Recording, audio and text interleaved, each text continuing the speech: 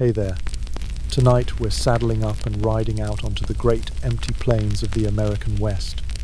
We're joining the life of the cowboy, perhaps the most iconic and misunderstood figure in American history.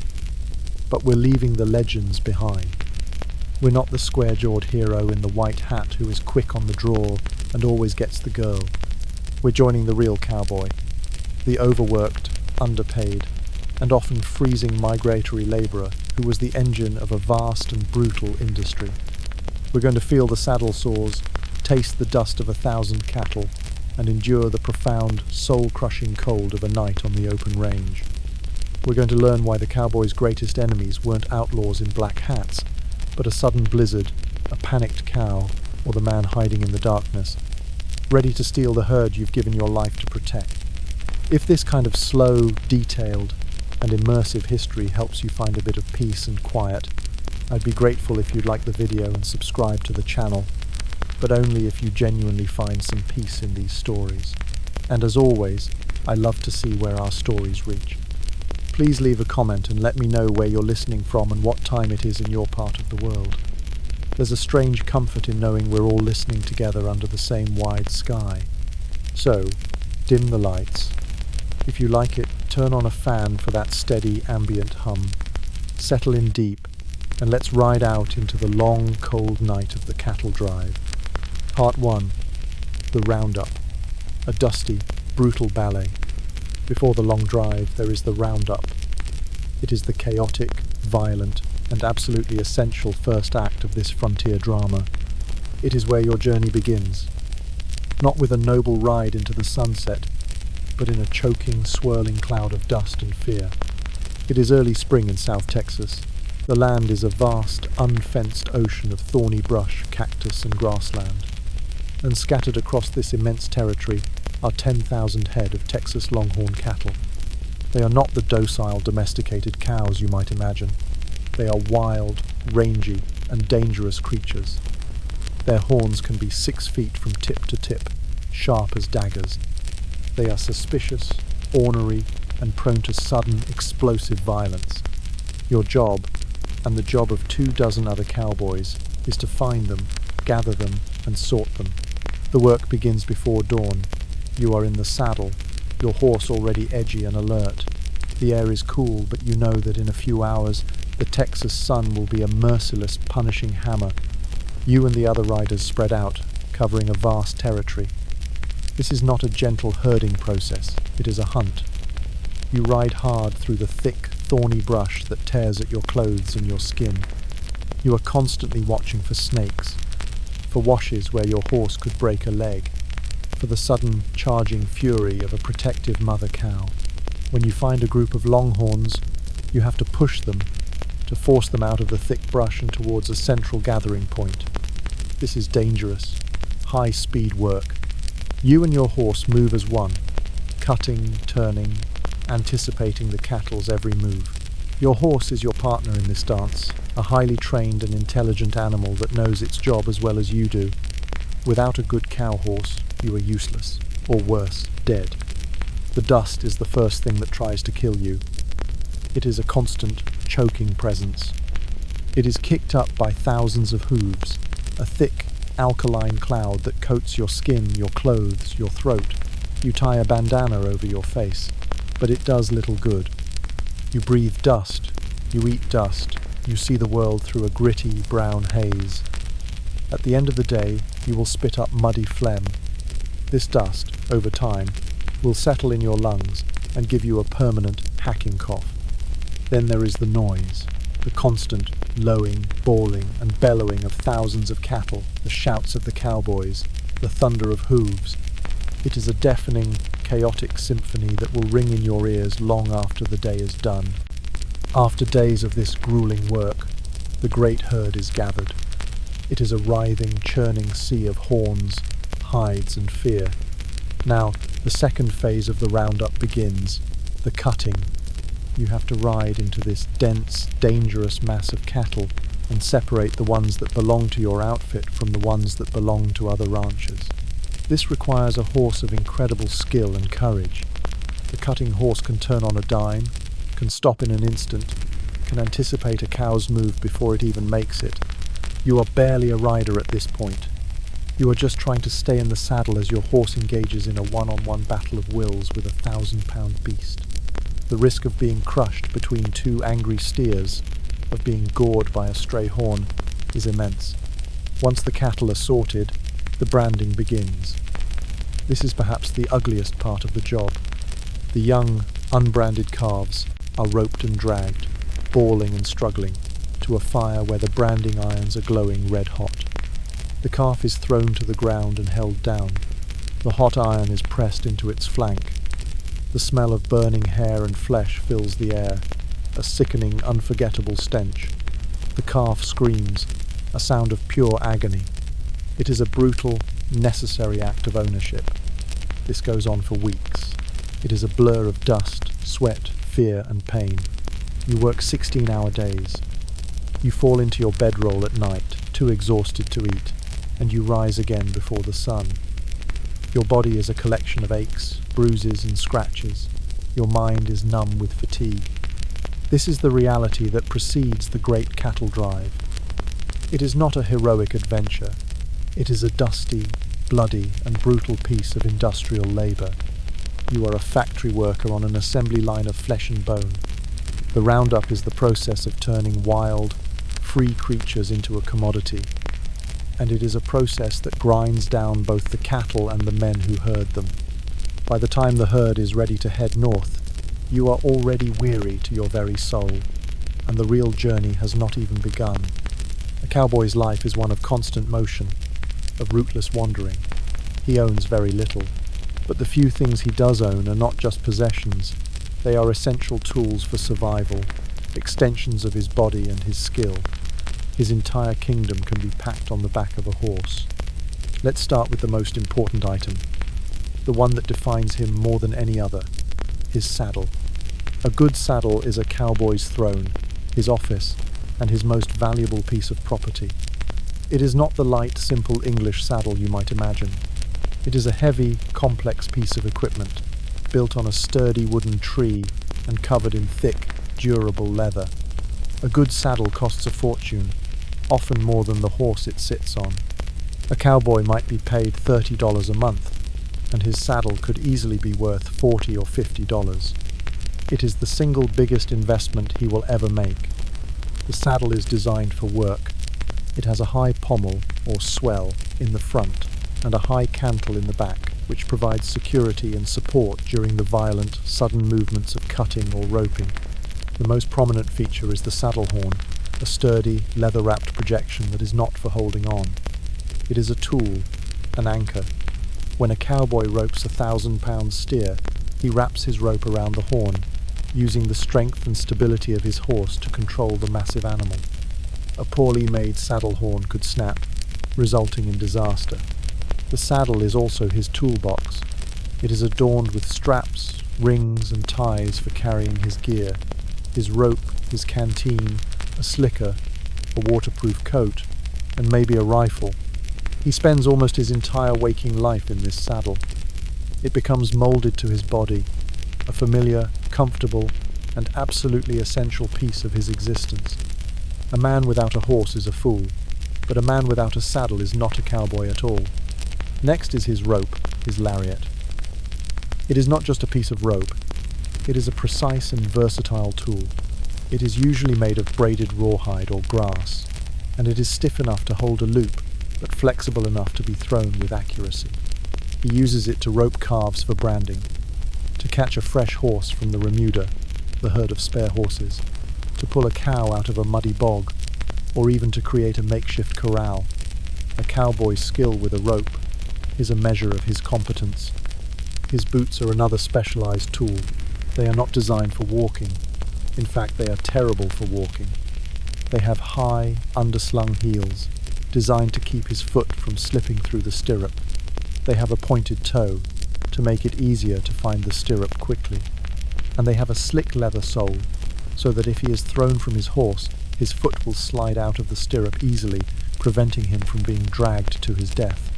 A cowboy who has to walk for any distance is in a state of misery. His boots are made for riding, and nothing else. His hat is not a fashion statement. It is the most versatile piece of equipment he owns. It is usually a high-crowned, wide-brimmed felt hat, like the famous Stetson boss of the plains. The wide brim protects him from the searing sun, the driving rain, and the hail. The high crown provides insulation, keeping his head cool in the summer and warm in the winter. He can use his hat to scoop water from a stream for himself or his horse. He can use it to fan the flames of a campfire. He can use it to signal other riders from a distance. It is his cup, his umbrella, his fan, his pillow. And what about his gun? The six-shooter is the most mythologized part of the cowboy's gear, but the reality is more complicated. Many cowboys, especially the young, poorly paid ones, did not even own a pistol. They were expensive. The trail boss often forbade his men from carrying guns on the drive, as they were a common cause of drunken fights and accidental shootings.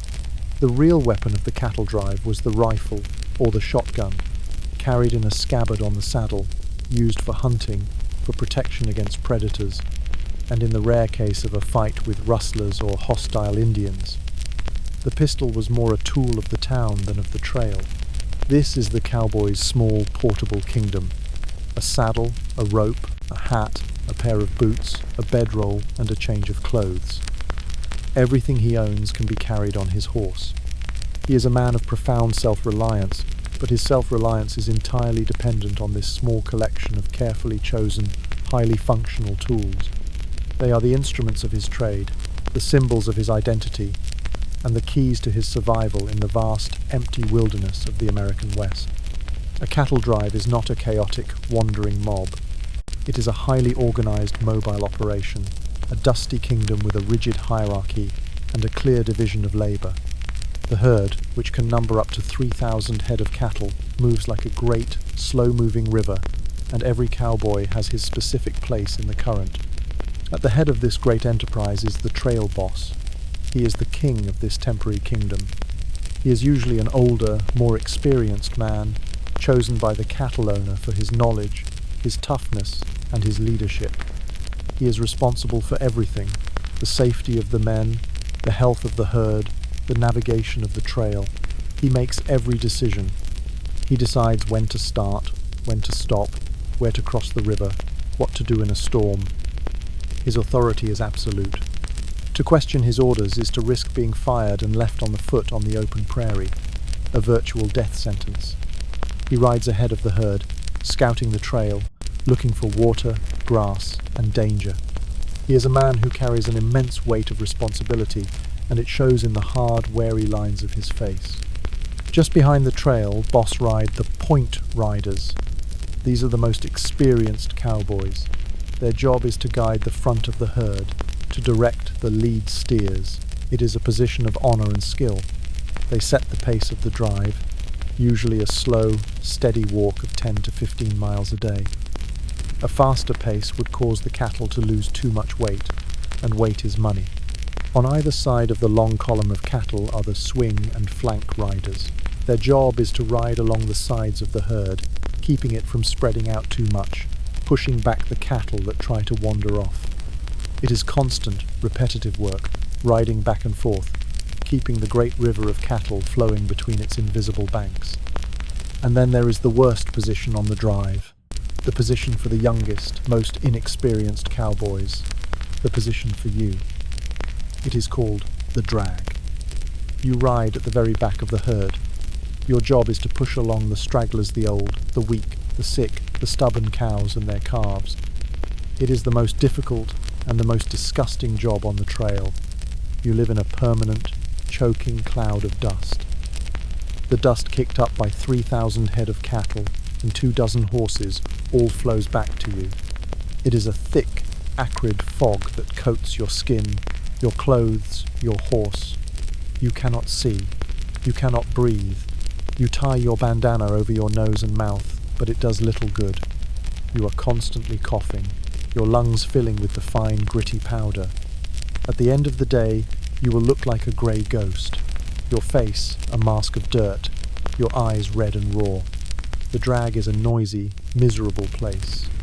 You are surrounded by the weakest animals, the ones that are constantly bawling and complaining, You are constantly shouting, constantly pushing, trying to keep these tired, reluctant animals moving.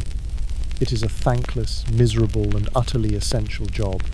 Without the drag riders, the herd would stretch out for miles, and the weaker cattle would be lost. You are the sheepdog of this great, dusty flock. Behind you comes the chuck wagon, the rolling kitchen and headquarters of the drive. It is driven by the cook, the koozie, a man who is often as cantankerous and as respected as the trail boss. He is the master of his own domain, and his mood can affect the morale of the entire outfit. And finally there is the wrangler, usually a young boy, whose job it is to herd the remuda, the spare horses. Each cowboy has a string of several horses, and he will change mounts several times a day to keep his horse fresh.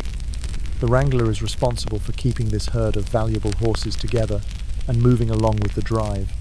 This is your world, a highly structured, mobile society with a clear chain of command and a specific role for every man. You are at the very bottom of this hierarchy, a lonely rider in a sea of dust. You are just one small, essential gear in the great, slow-moving machine that is driving a fortune in beef from the plains of Texas to the railheads of Kansas. And your only reward is $30 a month and a lungful of dust. Life on the trail is governed by two main forces, the movement of the herd and the call of the chuck wagon. The chuck wagon is the heart and soul of the cattle drive. It is your kitchen, your pantry, your doctor's office, and your social club. And the man who runs it, the cook, is one of the most important and powerful figures in your world. The cook, affectionately or fearfully called the koozie, from the Spanish cocinero, is often an older, retired cowboy, one whose body has been too broken by years in the saddle to continue riding. He is famously cantankerous, territorial, and an absolute tyrant in his domain. But he is also a master of logistics and a surprisingly skilled chef, given the severe limitations he works under. His domain is the chuck wagon itself, a sturdy, modified farm wagon. The back of the wagon is a marvel of frontier engineering, a hinged chuck box that folds down to create a workspace, with a host of small drawers and compartments for storing everything from flour and beans to spices and medical supplies. A water barrel is strapped to one side, a toolbox to the other. A large, dirty canvas, the possible sack, hangs underneath, holding anything and everything the cowboys might need. The cook's day begins long before yours. He is up at 3 or 4 in the morning, while you are still wrapped in your bedroll. He builds his fire, grinds his coffee, and begins preparing breakfast for 24 hungry men. The trail diet is not varied. It is built on a foundation of cheap, durable, high-calorie foods that can survive for months on the trail. The staples are beans, bacon, biscuits, and coffee. The beans, usually pinto beans, are a constant. They are often put on to soak one night and then simmered all the next day in a great iron pot to be served for dinner. They are the primary source of protein and fiber. The bacon is salt pork, tough and incredibly salty. The cook will fry it up for breakfast, its grease a precious commodity used for flavoring other dishes. The biscuits are made from a sourdough starter that the cook guards with his life. This starter, a living culture of yeast, is kept in a small keg and carefully nurtured throughout the drive. A cook who lets his starter die is an outcast. He uses it to make large, dense, and surprisingly tasty biscuits, baked in a heavy Dutch oven, a cast iron pot with a flat lid that allows him to put hot coals on both the top and the bottom, and the coffee. It is the fuel that keeps the cowboys going. The cook makes it in a huge, blackened pot. He throws in the coffee grounds, boils the water, and then adds a bit of cold water at the end to help the grounds settle. It is strong, black, and gritty. You drink it by the quart. It is called six-shooter coffee, the legend being that it's strong enough to float a pistol. This is your diet, 3 times a day for 3 months. Beans, bacon, biscuits, coffee. Sometimes, if the trail boss has killed a deer or an antelope, there might be fresh meat. Sometimes, the cook might make a fruit cobbler in his Dutch oven with dried apples or peaches, a rare and treasured treat. But mostly, it is the same monotonous, gut-warming, but deeply uninspiring fare. The chuck wagon is the social centre of the drive. At night, after the meal is done, the men gather around the cook's fire. It is the only light and warmth for 100 miles. They drink coffee, they smoke, they tell stories, they sing quiet songs. There is a strict etiquette around the chuck wagon. You do not serve yourself coffee until the cook says it's ready. You do not use the fire for your own purposes. And you never, ever ride your horse through the cook's camp, kicking up dust on his preparations. To break these rules is to invite the full, fiery wrath of the koozie, which could mean smaller portions, weaker coffee, or even being banished from the fire. The cook is more than just a chef.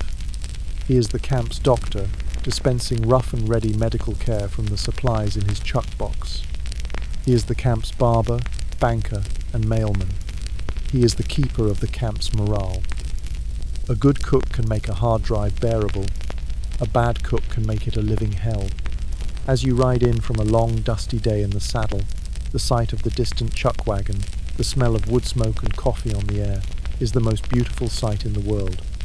It is a promise of rest, of sustenance, of a brief moment of community in the vast, empty loneliness of the trail. The call of "come and get it" is the sweetest sound a cowboy can hear. The days on the trail bleed into one another, forming a long, featureless river of time. There are no weekends, no holidays, no days off. There is only the relentless, monotonous rhythm of the drive. Each day is a near-perfect copy of the one before it, a cycle of dust, sun, sweat, and boredom. Your day begins in the cold, pre-dawn darkness. The cook's call of "grub pile" rouses you from a sleep that was too short and not deep enough. You crawl out of your bedroll, your body already aching. You pull on your stiff, dirty clothes and your cold, unforgiving boots. You eat your breakfast standing up, huddled near the fire. And then you go to the remuda to catch your horse for the day. You are in the saddle before the sun is fully up, and you will stay there for the next 12 to 14 hours. You ride in your assigned position, swallowed by the great, slow-moving herd. The first few hours are pleasant enough. The air is cool, the cattle are moving well, but as the sun climbs higher in the sky, the misery begins. The heat becomes a physical presence, a heavy, suffocating blanket. The sun beats down on you, relentless and merciless. There is no shade on the open prairie. You pull your hat down low, but there is no escaping the glare, the heat that radiates up from the parched earth. The dust, as always, is your constant companion, especially in your position at the drag of the herd. It is a fine, choking powder that gets into your eyes, your nose, your mouth, your lungs. It turns the sweat on your skin into a gritty, muddy paste. And then there is the boredom. Oh, the boredom. It is a profound, soul-crushing monotony that is almost a form of pain. You are riding at a walking pace, your world reduced to the dusty, hairy hindquarters of the cattle in front of you. You do the same small tasks over and over again, pushing a stray back into the herd, shouting at a lagging calf. There is nothing to look at but the endless, featureless prairie and the backs of the cattle. There is no one to talk to. The other riders are too far away, and the noise of the herd makes conversation impossible anyway. You are trapped inside your own head. You sing the same few songs over and over again until you are sick of them. You replay every memory of your life. You think about the girl you left behind, about the family you haven't seen in months. You think about the money you will make at the end of the trail and all the ways you will spend it. These small daydreams are your only escape, but you cannot let your mind wander too far. You must remain vigilant. The boredom is punctuated by moments of sudden, heart-stopping terror. A rattlesnake might spook your horse, causing it to shy violently and nearly unseat you. A steer might suddenly turn and charge you, its long, sharp horns aimed at your leg. A calf might get stuck in a muddy bog, and you will have to risk your own safety to rope it and pull it out. The greatest danger is the stampede. It is the cowboy's ultimate nightmare, a sudden, explosive transformation of a slow-moving river into a thundering, unstoppable avalanche of death. It can be triggered by anything: A flash of lightning, the scent of a predator, a tumbleweed blowing through the herd, a cowboy's sneeze. You live with a constant, low-level fear of it.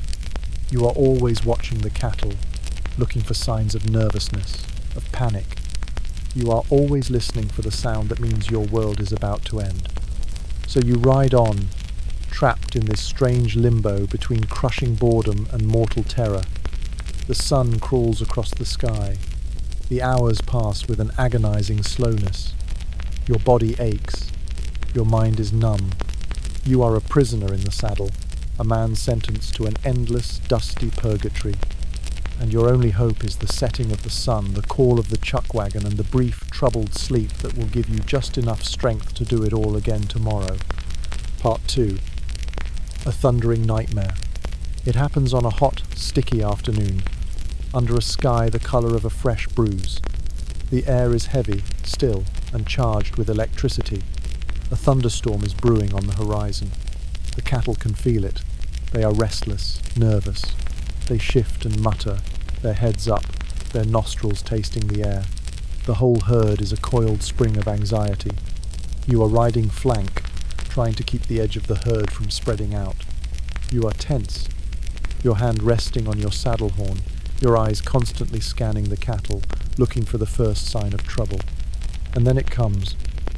A brilliant, jagged fork of lightning splits the sky, followed a split second later by a deafening, cracking clap of thunder that sounds like the sky itself is breaking apart.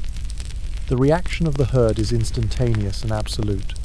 It is not a gradual escalation of panic. It is an explosion. 3,000 head of cattle, 3,000 individual fears, merge into a single, mindless, thundering entity. The ground begins to tremble, a low, deep vibration that you feel in your bones. The air is filled with a new sound, a sound that will haunt your nightmares for the rest of your life. It is the sound of thousands of hooves striking the earth at once, a sound like a great, continuous waterfall of rock. It is the roar of the stampede. Your horse, a seasoned cow pony, reacts instantly, its training taking over. It spins and begins to gallop, not away from the stampede, but alongside it. Your job, and the job of every cowboy in the outfit, is not to outrun the herd. That is impossible. Your job is to turn it. You are riding for your life. The herd is a churning brown river of horns and hides, moving with the speed and force of a freight train. The noise is a physical thing, a solid wall of sound that blots out everything else. The dust is so thick you can barely see the horse in front of you.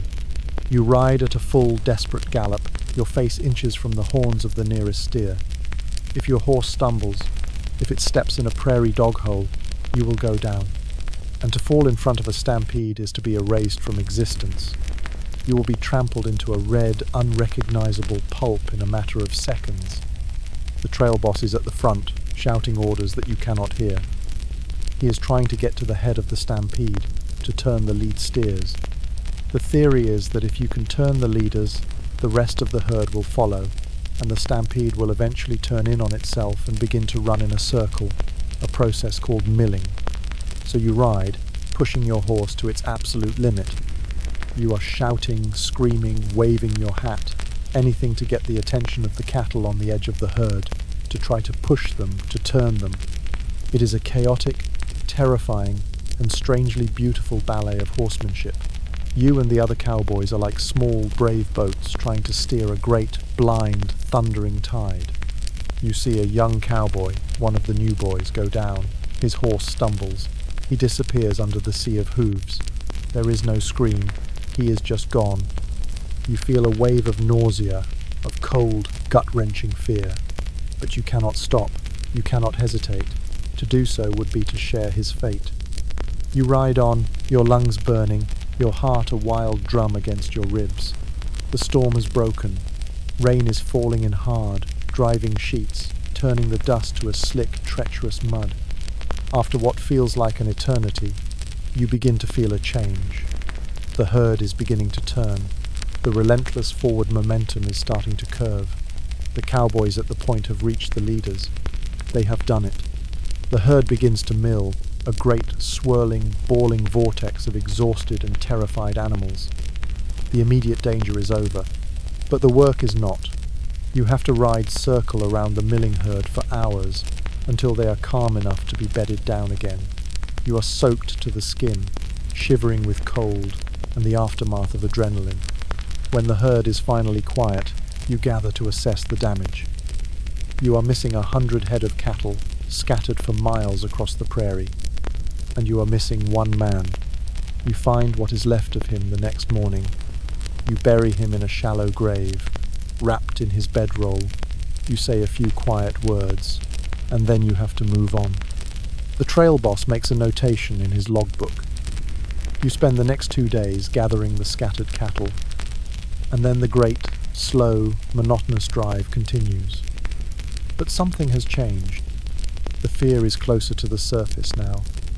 You have looked into the face of the thundering nightmare, and you know that it is always there, just a lightning flash away. The prairie is not all flat, empty grassland.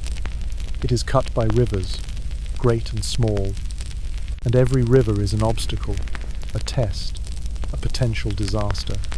Of all the dangers of the trail, a river crossing is often the most feared, a chaotic and unpredictable ordeal that can cost you cattle, equipment, and men. You have reached the Red River, the boundary between Texas and Indian Territory. It is not a gentle, meandering stream. It is a wide, muddy, and powerful river, its current swollen with the spring melt. There is no bridge, no ferry. You have to cross it. The trail boss spends hours riding up and down the bank, looking for the best place to ford. He is looking for a spot with a solid bottom and relatively shallow water, but the river is high. There is no good spot. He finally chooses the least bad one. The cattle are the first problem. They are terrified of water, especially muddy, turbulent water. They will refuse to go in. You have to force them. The process is a carefully orchestrated piece of controlled chaos. The point riders will push a few of the lead steers into the water. The rest of the herd, it is hoped, will follow. The other cowboys will spread out, forming a V shape, pushing the herd from behind and the sides, giving them no choice but to enter the river. You are in the water, on your horse.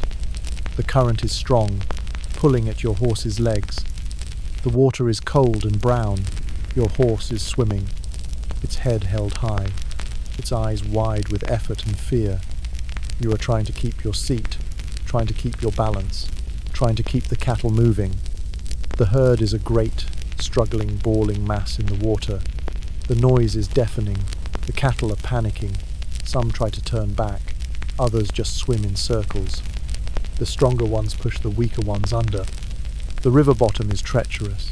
There are deep holes, and there is quicksand. A cow can suddenly disappear, sucked down into the muddy bottom. A horse can lose its footing and go under, taking its rider with it. If you fall off your horse in the middle of that churning mass of panicked 1,000-pound animals, you will not survive. You will be kicked. You will be crushed. You will be drowned. You see it happen. A young steer caught in the main current is swept downstream. A cowboy trying to turn it back gets too close. The steer, in its panic, collides with his horse. The horse goes down. The cowboy is thrown into the water. He disappears.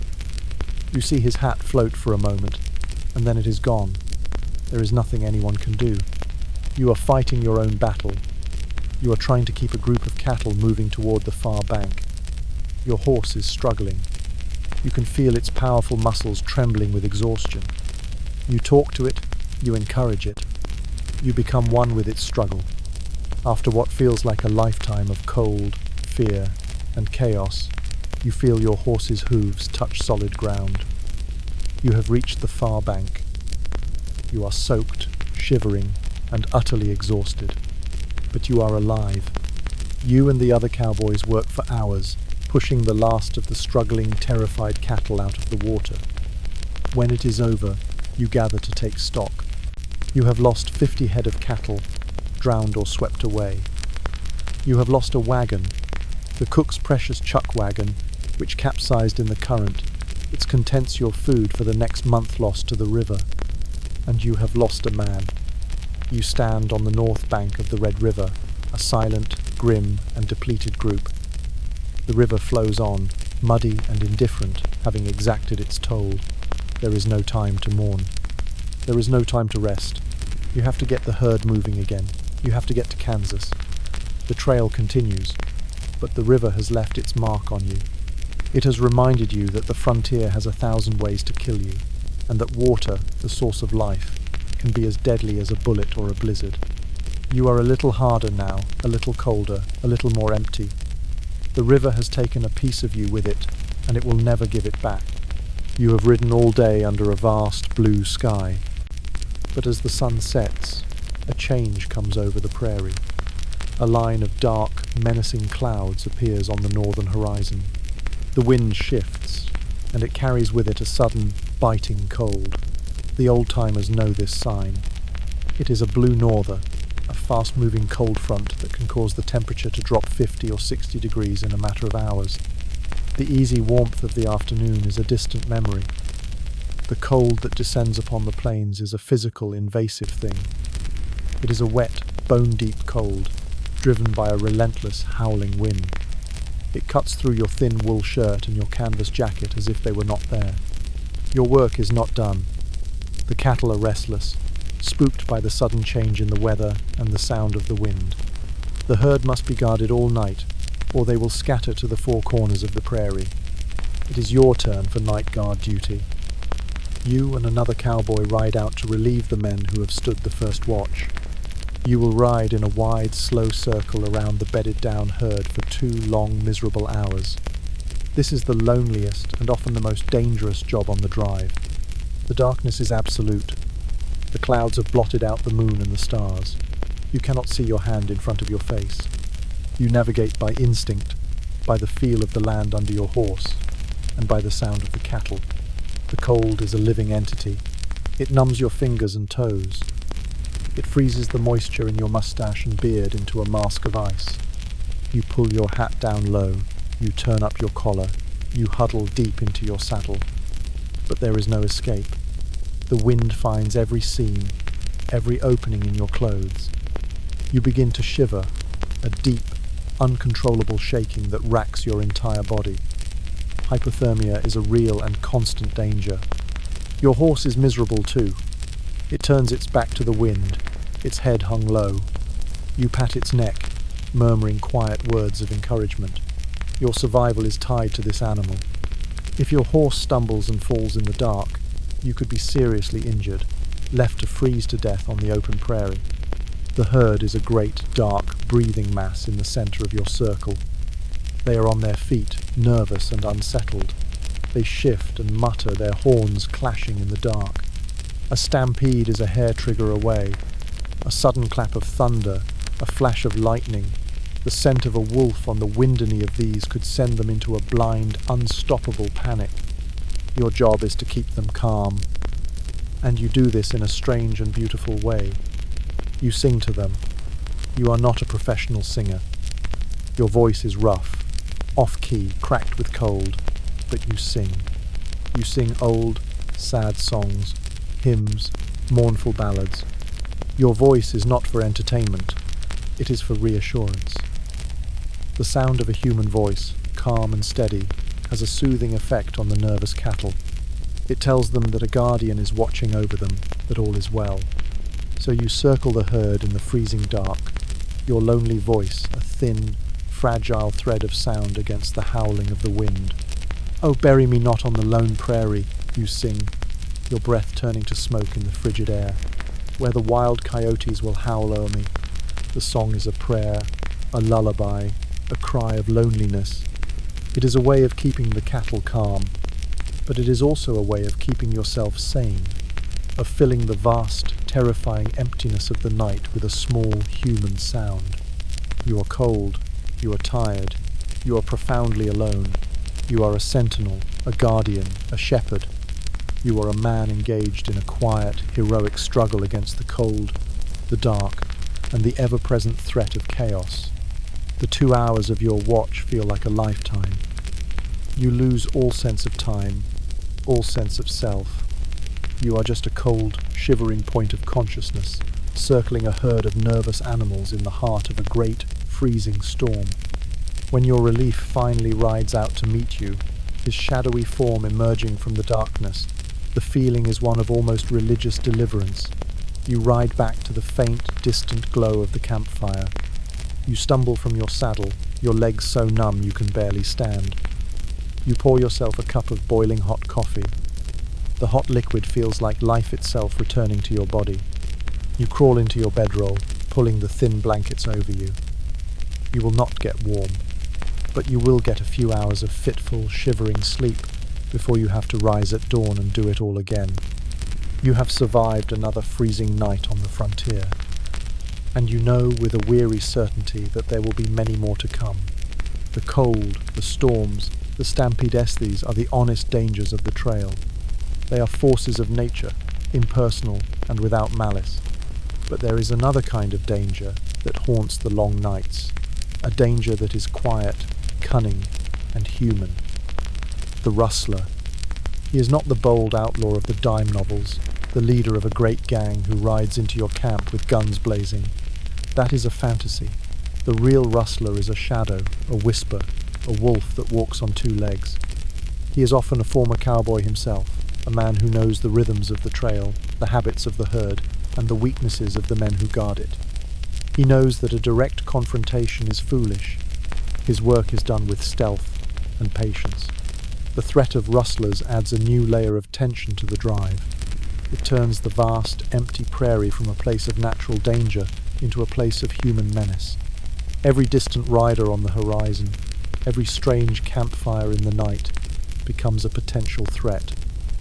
Suspicion begins to poison the air. The trail boss becomes even more vigilant. He changes the night guard rotation frequently, so no predictable pattern can be established. He warns you to be wary of strangers who ride into your camp, claiming to be lost or looking for work. They might be scouts for a rustling outfit, gathering information about the size of your herd, the number of your men, and the quality of your horses. The work of the rustler is simple and effective. They work at night, during the darkest hours, often during a storm when the wind and rain mask the sound of their movements. They will ride quietly to the edge of the herd. They do not try to steal hundreds of cattle at once. That would be too noisy, too difficult. Instead, they will skillfully and silently cut out a small group of cattle, maybe 10 or 20, from the main herd.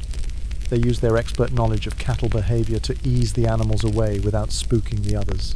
They are ghosts. You can be riding your circle on one side of the herd, singing your lonely song, while on the other side, a small piece of your boss's fortune is melting away into the darkness. You don't discover the theft until the morning count. The trail boss will ride through the herd, his eyes sharp, his face a grim mask. He has an almost supernatural ability to sense the size and shape of the herd. He will announce that you are short, 20 head, gone. A cold fury settles over the camp. You have all worked for months, enduring incredible hardship, to get this herd to market. These cattle are not just animals, they are the physical embodiment of your labor, your sweat, your suffering. And someone has just stolen a piece of it. The trail boss might decide to send a few men out to look for a trail, but it is often a hopeless task. The rustlers are professionals. They know how to cover their tracks, how to drive the stolen cattle over rocky ground where they will leave no trace. The loss is more than just financial. It is a violation. It creates an atmosphere of paranoia. You start to look at your fellow cowboys with a new, suspicious eye. Is it possible that one of your own men is in on it? A disgruntled rider who is feeding information to the rustlers in exchange for a cut of the profits? Such betrayals are not unheard of. The trust that binds your small, isolated community together begins to fray at the edges. The night guard duty, which was already a miserable and lonely ordeal, now becomes a tense, nerve-wracking vigil. Every shadow seems to hold a man. Every snap of a twig sounds like a stealthy footstep. You ride with your hand resting on the butt of your pistol, your eyes straining to pierce the impenetrable darkness. You are no longer just guarding against the wildness of nature. You are guarding against the cunning and greed of your own species. The rustler is a constant, invisible threat, a human wolf that preys on the edges of your herd and your sanity. He is a reminder that the greatest danger on the frontier is not the beast with horns or the storm with teeth, but the man with a quiet horse, a long rope, and a heart as dark as the moonless prairie night. It happens on a night as black as the inside of a coffin. The moon is a forgotten memory, and the stars are hidden behind a thick blanket of clouds. The only light in the universe is the faint, distant glow of your own campfire, a tiny, fragile spark a mile behind you.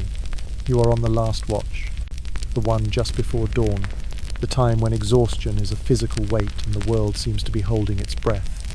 You are riding your slow, familiar circle around the great, sleeping mass of the herd. The only sound is the creak of your saddle leather and the soft thud of your horse's hooves on the damp earth. Your voice is a raw, tired whisper as you sing a mournful song about a lost love in a town you can't remember. Then your horse stops. It doesn't just stop, it freezes. Its head comes up, its ears pivot, its nostrils flare. It has sensed something that you have not. You fall silent, your hand instinctively going to the cold, worn grip of your pistol. You listen. At first, there is nothing but the wind.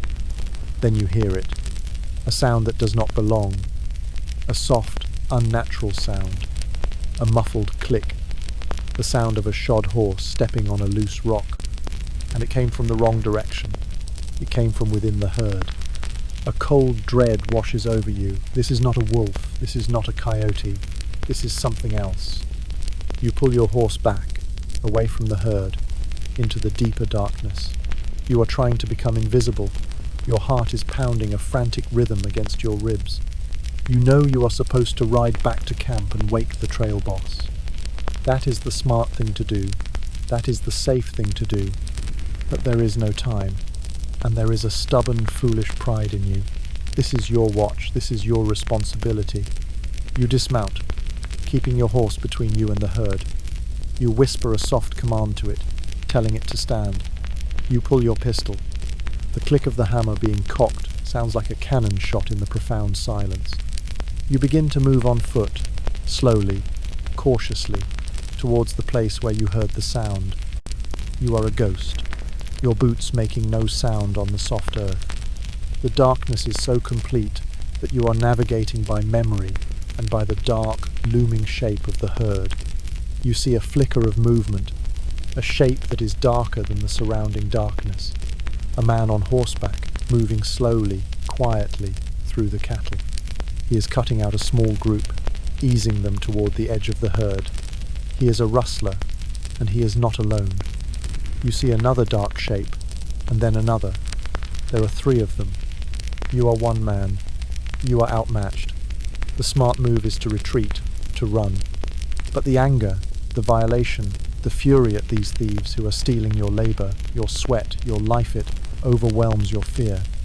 You raise your pistol. You take aim at the nearest dark shape. You do not shout a warning. You do not announce yourself.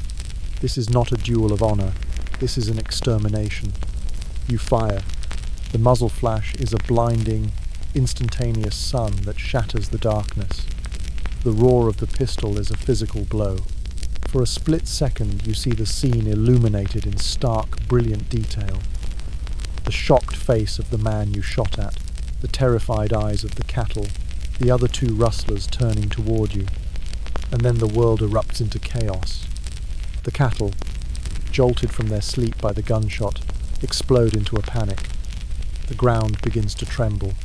The air is filled with the sound of 1,000 terrified bellows, a rising, thundering roar. It is the beginning of a stampede. The other rustlers are firing back. Muzzle flashes bloom in the darkness like deadly flowers. You hear the whistle of bullets passing your head. You drop to the ground, firing back at the flashes, with no idea if you are hitting anything. The stampede is upon you. The cattle are a black, thundering river of death, pouring through the darkness. You scramble away, trying to get to your horse. You can hear the rustlers shouting, their plans ruined, now just trying to escape the chaos they have created. You find your horse, its eyes wide with terror. You leap into the saddle.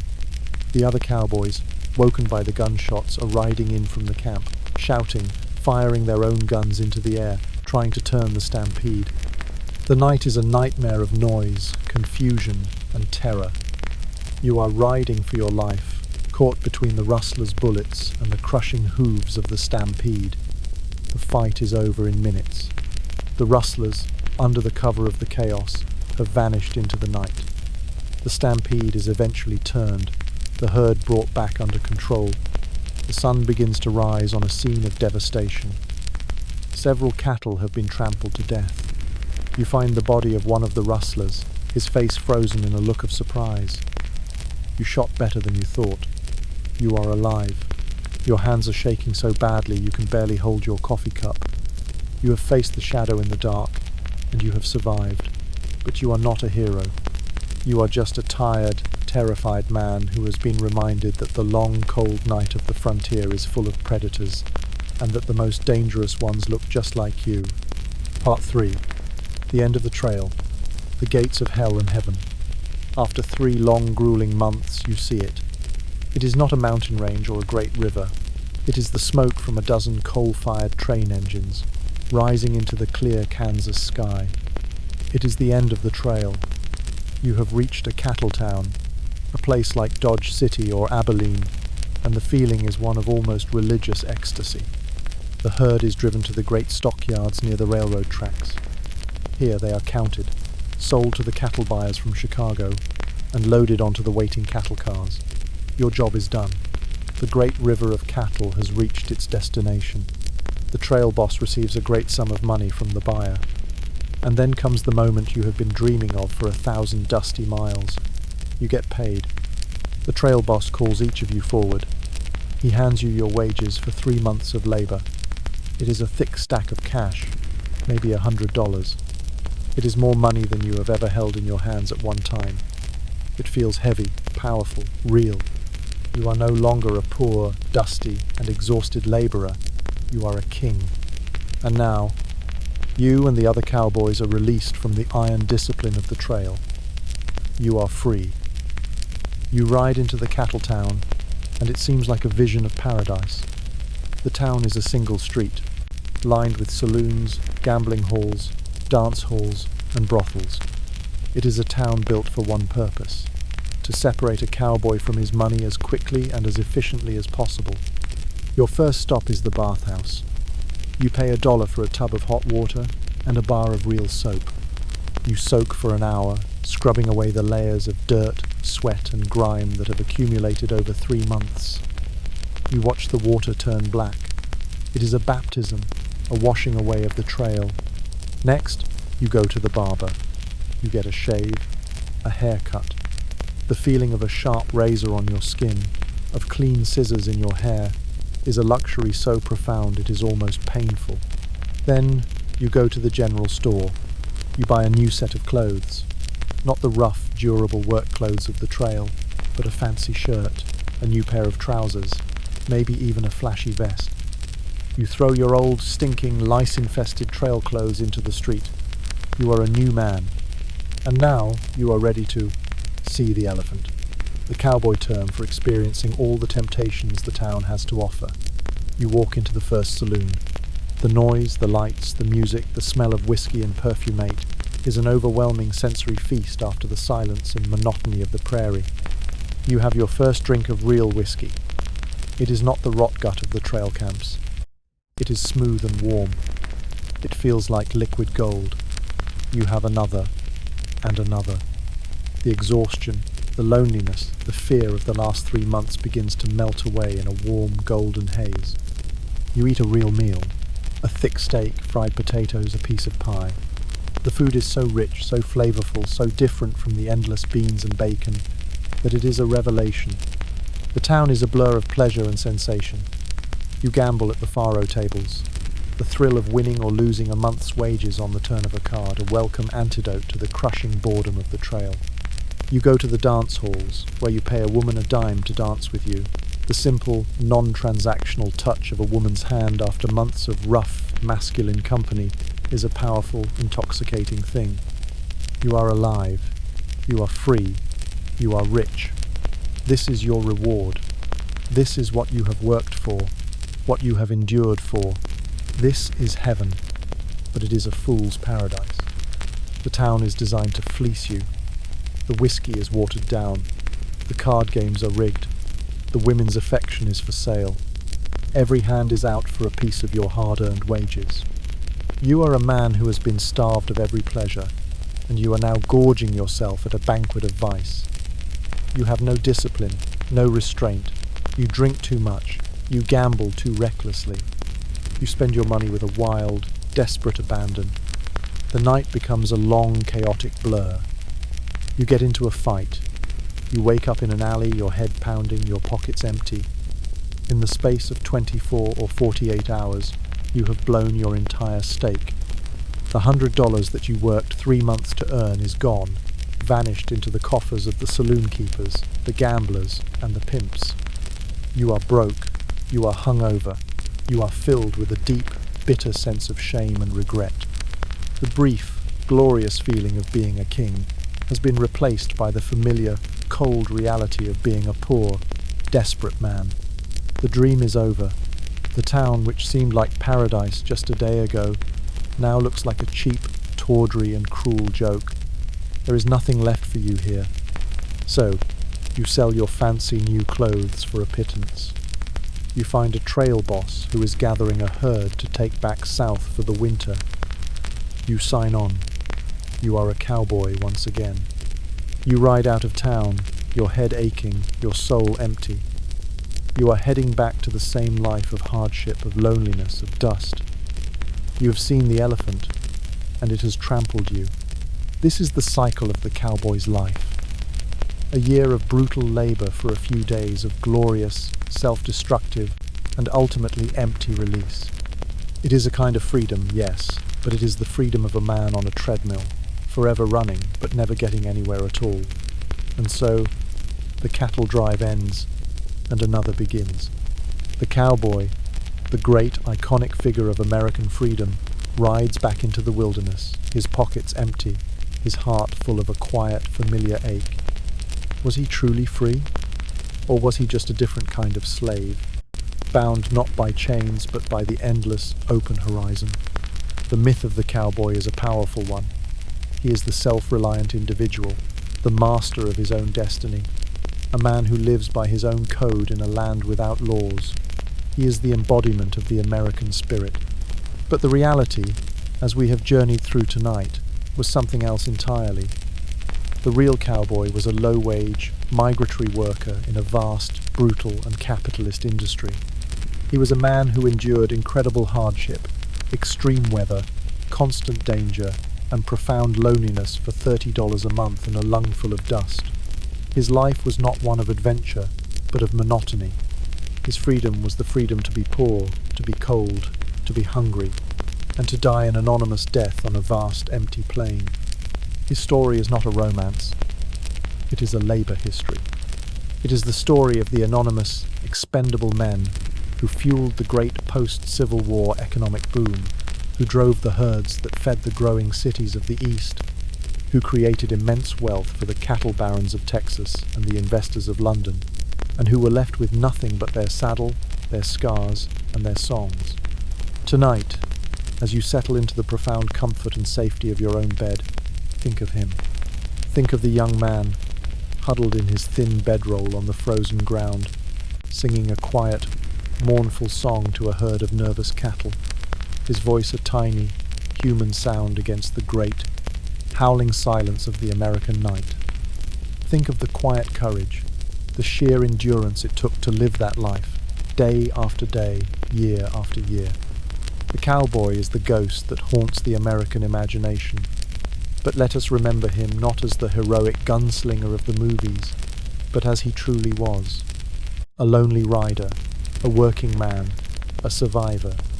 His story, stripped of its myth, is a more powerful, more poignant, and more deeply human story than any legend. It is the story of a man who faced the vast, raw, and indifferent heart of a continent, and for a brief, flickering moment made it his home.